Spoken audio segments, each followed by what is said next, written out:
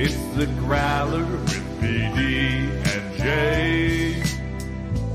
Here to analyze for you today. From Growler bad to Jay's got stats. We hope you enjoyed this episode of the Growler Podcast. All right, welcome into the latest edition of the Walkout. It's Paul Dehner Jr., The Athletic, Jay Morrison, Pro Football Network. We are here with you deep into Saturday morning. It is. It's officially Saturday morning here. We are inside the Bengals press conference room on what has been a busy day, as it always is, a busy Friday for the Bengals, and one that is going to be immensely important when we talk about the future, and one that was a bit surprising. It started with Amarius Mims coming here and meeting us today. His head was between the lights that are above us right now, like he's just kind of hanging out in the middle. He was, yes, every bit the giant human you would have thought he was going to be. Orlando Brown came down to kind of welcome him, and we had some conversations with him. We talked a lot about Amarius Mims last night. We're going to put him a little bit to the side. Then 3 selections were made. Number 49 overall, it was Chris Jenkins, defensive tackle out of Michigan. And then in the 3rd round, number 80, it was Germaine Burton, wide receiver out of Alabama. And then at number 97, their comp pick that they got for Jesse Bates, that the league amended to them as a nice little gift, ended up being McKinley Jackson out of Texas A&M, another defensive tackle, this more in the big-bodied Josh Tupou, DJ Reader, true nose guard type, where Jenkins is more of a, kind of rotational move around type guy. That's the layout of the day. Takeaways from the layout of the day, Jay, are I'll start. You tell me what yours is. I have a few that I'll hold back. We haven't quite talked this out yet, so I'm curious what you think. So I'm surprised by a couple things. Not surprised they took Germaine Burton. I had mentioned him in an article leading up to the draft. I was on a show Thursday afternoon. They asked who could be a sleeper pick, and I picked both him and Brendan Rice. I thought they would get a more, you would say sure bet, but a different receiver early, 2nd round, and then go take a chance on a guy like Burton in the 4th round is kind of the double dip. They went the other direction. They took him early. They double dipped at defensive tackle. Little surprised on McKinley Jackson this early, but I will say that the Pro Football Network mock draft simulator, they created a new thing now where you can get multi-users in there. You can get up to 10 people doing it.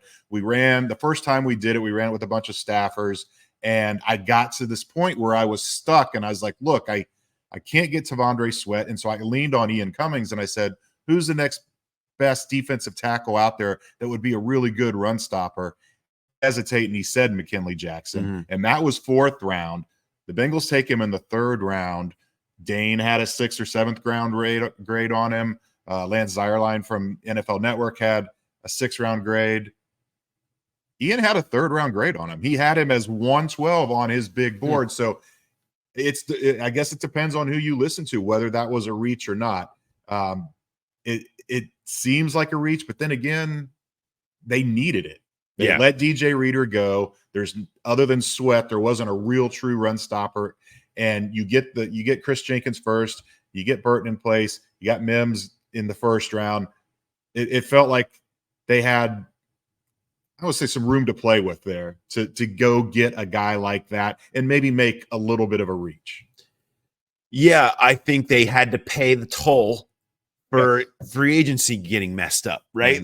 They wanted to have this taken care of in free agency in some capacity and not have to do a double up or feel like they walked in here staring at a room that had Sheldon Rankins and BJ Hill and really nobody else. I mean, Zach Carter, J. Tufele, I mean, these aren't, they were looking for more there because it just didn't work out for them the way they wanted to in free agency. And they couldn't afford to come out of here and not feel like they had more of a big-bodied run stuffer to go with Chris Jenkins, who's a not as big-bodied kind of versatile piece, but run stuffer too. Yeah. But they they felt like they needed that big body and couldn't take a chance of not getting him because they tried to get cute or wait because they had no other option. And if they felt he was really the last of the ones that they could go to here in a notably empty draft for that, then I think the reach is the price that you pay on that. Here, I love the Jenkins pick. Love. Yeah. Capital letters. Yeah. If you listened here last night, you heard I had him as he was my bet, right? I mean, he was my bet to do this. And so I love the Jenkins pick. I think he's fantastic. The fact that they waited, everybody was getting very nervous. Bengals fans are wondering what should they go up and get him. The run on defensive tackles happened. A run on receivers happened. A run on corners happened. It was all the targeted positions for the Bengals saw runs happen in front of them, and it felt like they should have gone up and been a part of that. But the impression you very clearly got from Zach Taylor, from Lou Anarumo, and I kind of kept picking at it here tonight when they were sitting right here where we are, was that, you know what? They just kept staring at that one name on the board, and it was a sweat.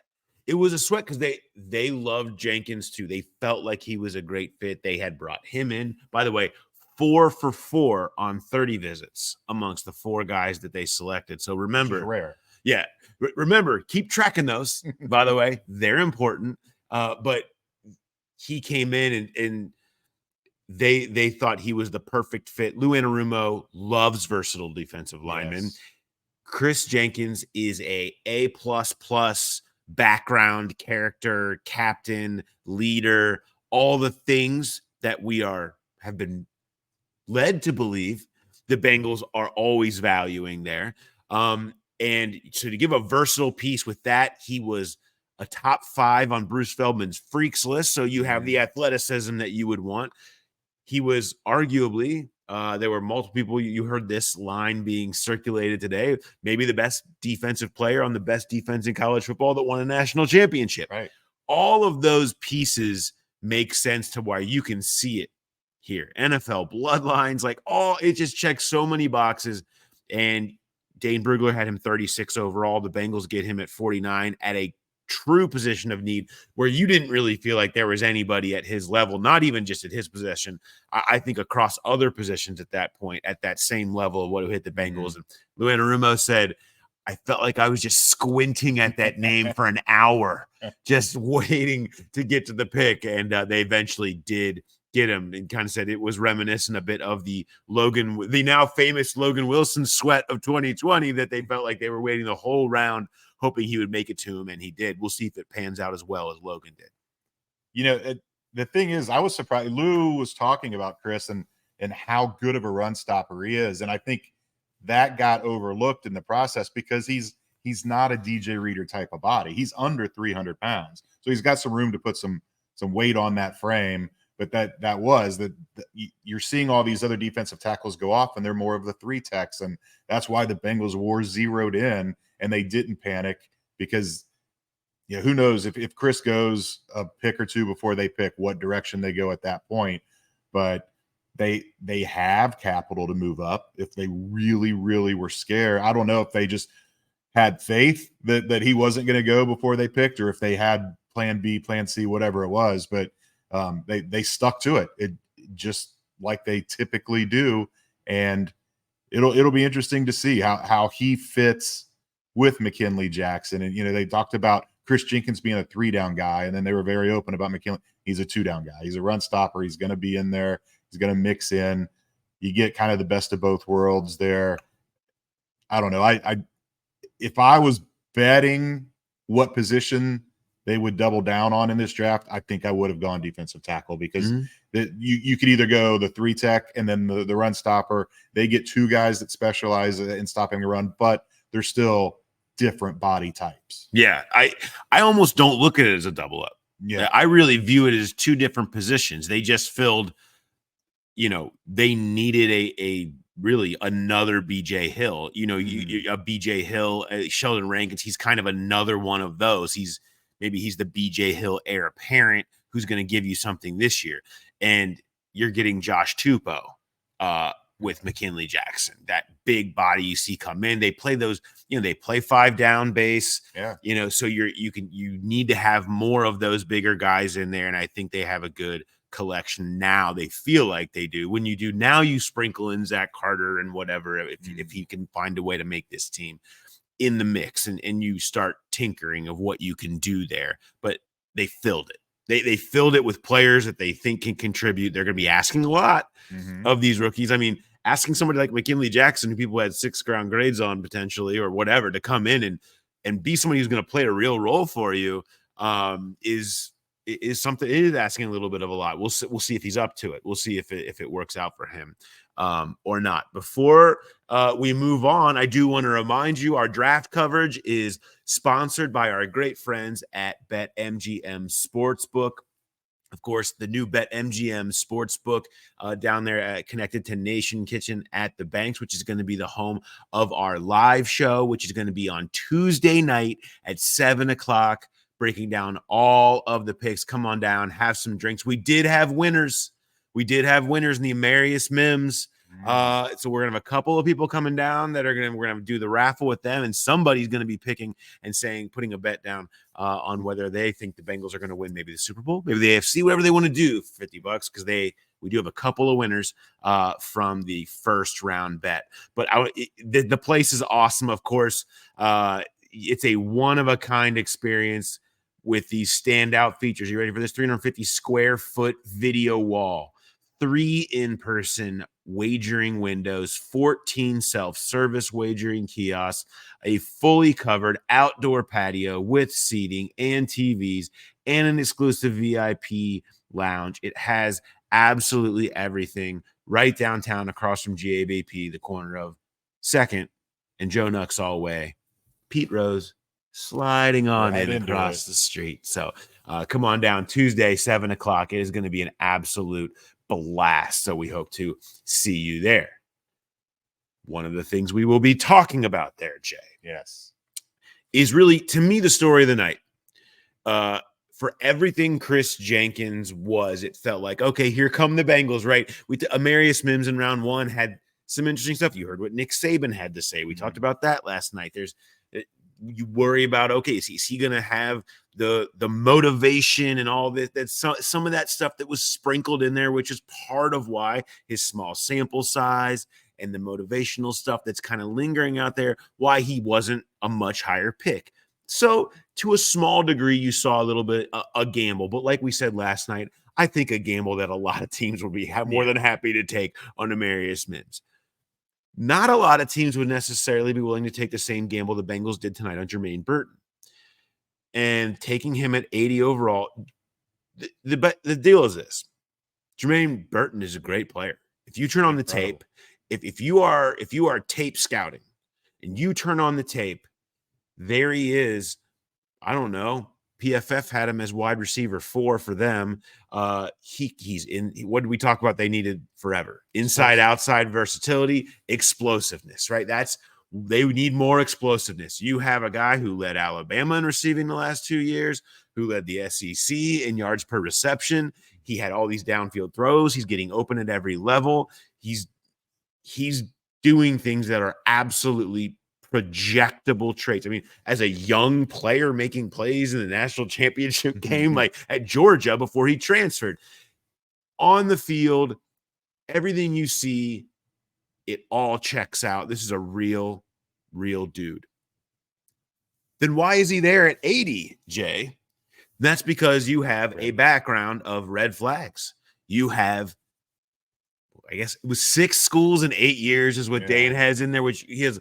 So you're talking 4 different high schools, Georgia and Alabama, 2 years at each, littered with frustrated coaches with him at most turns, it sounds like. And that's just sort of the tip of the iceberg. The major incident was one that happened on a field storming after Alabama lost to Tennessee, and he struck a female Tennessee fan in the head. That obviously was dealt with there at Alabama. He continued to play. But that was a part of it too. He had an unsportsmanlike penalty, emotional maturity, lots of maturity issues are kind of mentioned over and over again here. Yet the Bengals were willing to go there and take that chance. It's not that this doesn't happen. And it's not that I didn't think that obviously some team is going to take a chance on him. I mean, the talent is so good. This is just a really out of character move for the Bengals. This is not something that we've seen them do hardly any of really since Zach Taylor has gotten. They have leaned so hard the other way. They have been give us all your Chris Jenkinses, right? And so to see them at a prominent spot go that direction with Germaine Burton was surprising, I thought. Is out of character, but I wouldn't say out of the blue. I mean, last year we started talking about this. I asked Zach about it at the combine. Now that you have the culture in place, would you feel a little more comfortable taking a chance on a guy like this, where bring him in and hope that the culture helps set him right? So I just think the talent was so great. You can't excuse what he did, but people make mistakes all the time. It doesn't necessarily mean they're going to be repeat offenders. They vetted him, I'm sure. They asked every single person they could that knew him what to expect, what they thought of him.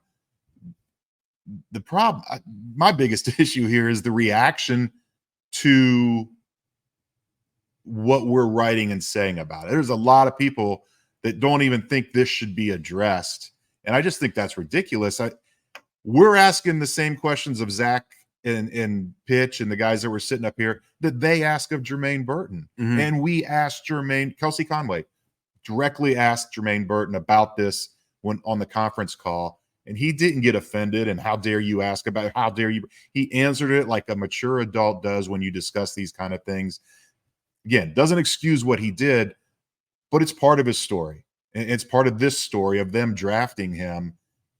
Again, it's you wonder if it is this kind of a slide the other way where they see the window and maybe they start taking some chances on some guys like this and it becomes repetitive, or is it the case where you feel really good about the coaches and the culture and the professionalism, everything you have, especially in that wide receiver room, that you feel good that you can bring a guy like that in and he's gonna toe the line and he's gonna learn how to be a professional by being around professionals.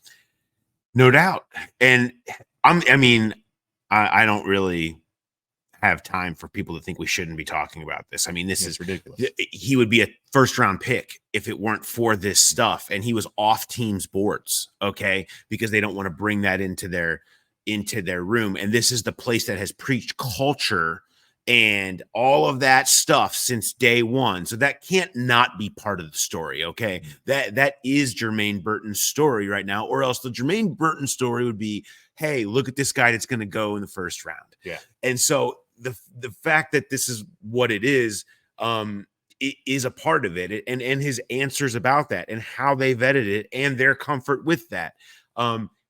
Whether you're talking about being tough to coach or all the, where you're talking about I transfers, like there's so much transferring.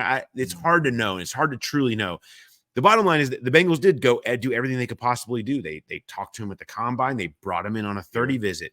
TJ Houshmandzadeh, unbelievably, is announcing the pick in Detroit and says, hey, I trained this guy. He didn't just train him. They really developed a pretty close relationship with each other. And they could lean a little bit into friend of the franchise, TJ Houshmandzadeh, to what do you know about this guy? Is he a bad guy? Are we talking about big trouble or are we talking about little trouble here, right? We talked about that a couple weeks ago. Who is he? And is there a reason to believe that this was youth? This was a kid growing up, and he's on the right track now. They do have Troy Walters, who's one of the best receivers coaches in the league. They do have a room where you have stars, okay?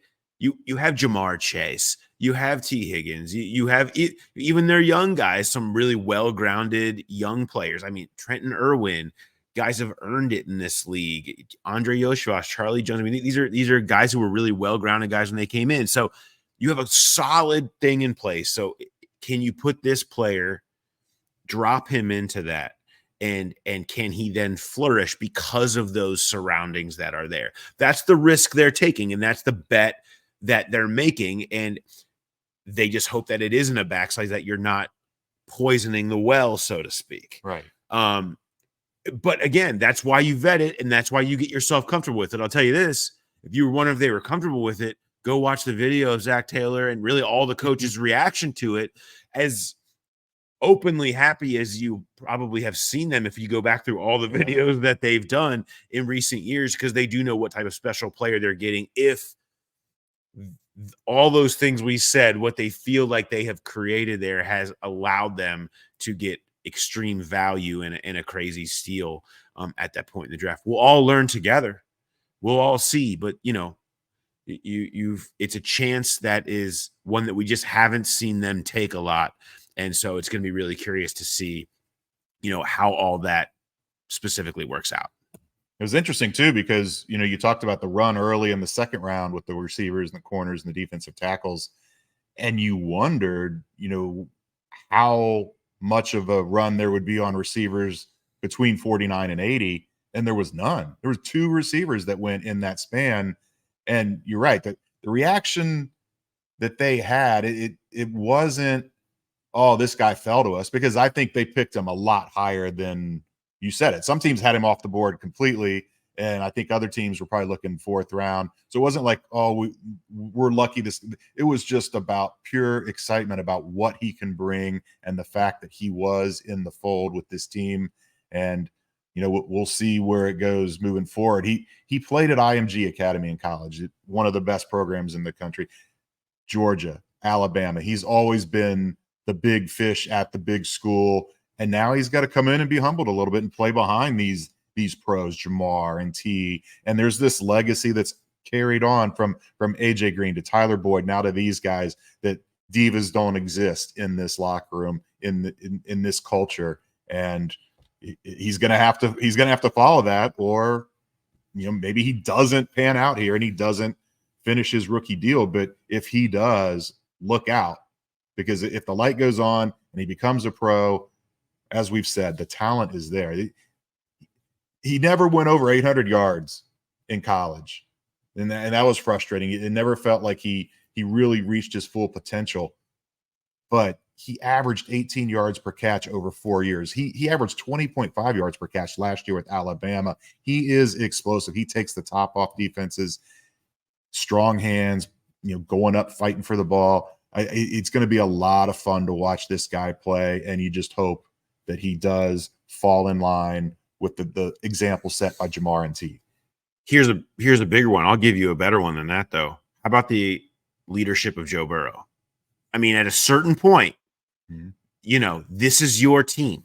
Yeah. You are the guy. When Germaine Burton walks in here, he may have idolized some of Jamar Chase and T. Higgins, but Joe Burrow is the one that makes him go, oh, there's Joe Burrow. Yeah. There's the leader. And this guy who is supposed to have this real innate nature of relating with teammates and connecting and leading and knowing what people need to hear and who needs the kick in the butt and who needs that's part of kind of the legend of what has made Joe Burrow so good here. And at a lot of places, they need that from him right now. Mm-hmm. They need that big time. And that's also a big part of why they probably feel comfortable dropping Burton down into the middle of that. Because guess what? There's Joe Burrow. If you start screwing up, you want to disappoint that guy? Mm-hmm. Like, he's over there stewing in the corner about one bad throw in practice. Mm-hmm. So you tell me what you want to do now that you're in this professional locker room. So we'll see how all that plays out. But I do think a lot of that goes, and a lot of the leadership conversation that we've had this offseason goes back to Joe Burrow needs to emerge more that way. Now, he always is that, but more in the vocal way, more in the this is my team and I'm not afraid to say it way, because that is something that they have lost this offseason, and they're now going to need it, as you maybe have, whether we're talking about Mims, whether we're talking about Burton, again, different background concerns there, but still stuff that you're going to want to be monitoring from a team perspective. And that's something that Joe Burrow is going to be partially responsible for being on top of as well. And that's why you pay him the big bucks. Well, I certainly look forward to discussing the vetting and the background and all of these details with our good friend, Bengals Director of College Scouting, Mike Potts, who's going to come join us at our live show, Nation Kitchen and Bar. That's on Tuesday night, 7:00. We'll be down there in Nation. Come have some drinks with us. They've got delicious burgers, corn dogs, tots. Dude, the tots are just the tachos. They've got it all. It's awesome. So you can come down, eat, drink. 7:00 Tuesday, April 30th. Mike Potts, Nation Bar and Kitchen down there on the banks. So come on down and join us. It's going to be an absolute blast to have you there. And we'll have some other players to talk to him about too, Jay. That's going to be whatever happens here later today in a few hours. Oh my goodness. We'll have that. I mean, interior offensive line has not been addressed. Cornerback has not been addressed. I think now once we got into this part of the draft, we assumed we'd probably see some dabbling in the running back. They're going to special teams linebacker, you know, punter, right? Like they got 6 picks, 4th, 5th, 2 6s, 2 7s. Chance for movement to kind of target what they want. They're not going to have room to roster all 6. So are they going to condense and try to move?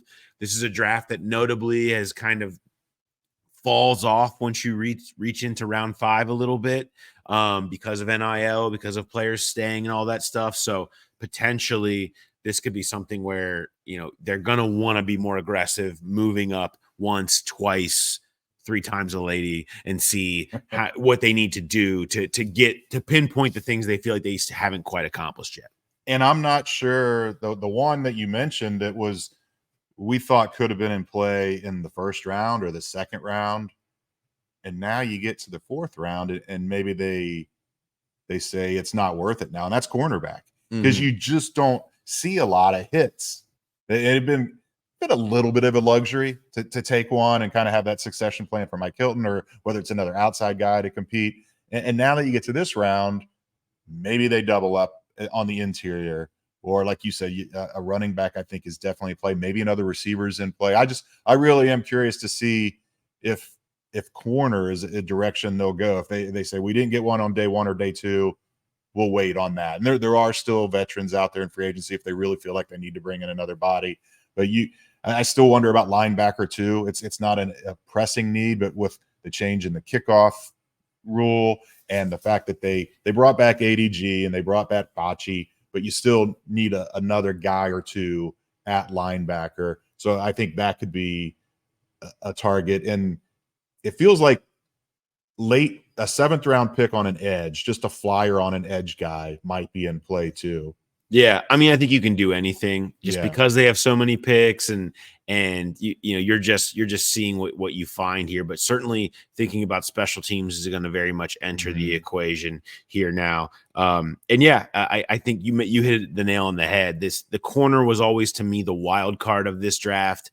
Of it could be first, it could be not at all. I just felt like, because look, there are still veterans out there, Xavier Howard's of the world. The list is actually pretty long of some of the veteran corners that are out there that could come in and be in the back of your room as this year's Sidney Jones or whoever. You have Dax Hill, you have Jalen Davis, you still have a lot of different players that can fit into different places for you. You have DJ Turner, you have DJ Ivy, so they're not empty there, but so it was like, if you could add one, it sounds great. So maybe they go the veteran route and decide to focus other places at this point because they got this far. We'll see how that plays out. Yeah, and looking forward to it. I mean, it's going to be a long, busy day, but it's going to round out the class. I think we've proven your mother wrong tonight. Sometimes good things do happen after 1 a.m. in the morning. Oh, look at you go. Yeah, look at you go. Look at you go. That's right. Absolutely. Something good has happened. We have brought you all kinds of goodness here from the Bengals Media Room, which we'll be back to very, very soon. All right. Thanks, everybody, for listening. to the Walkout. Of course, again, one last reminder, come on down to BetMGM Sportsbook, Nation Kitchen at the Banks on Tuesday, 7 o'clock. You're going to love it. We were going to be down there talking about all of these picks, all of the background, and it's going to be a great time. And then we'll hang out. We'll be hanging out and have some drinks afterwards. Won't we? Oh yeah, we will. Yeah, we deserve them. We feel like at this point, best beer of the year coming up very, very soon too. We are. What are we? We're like how many hours out from that? I don't know. 15 hours, 16 hours, 15 hours out from best drink of the year, top shelf bourbon, one big cube. Let's freaking go. Bring on Saturday, baby. Let's go. All right. Thanks everybody for listening. We will talk to you next time. Have a good one.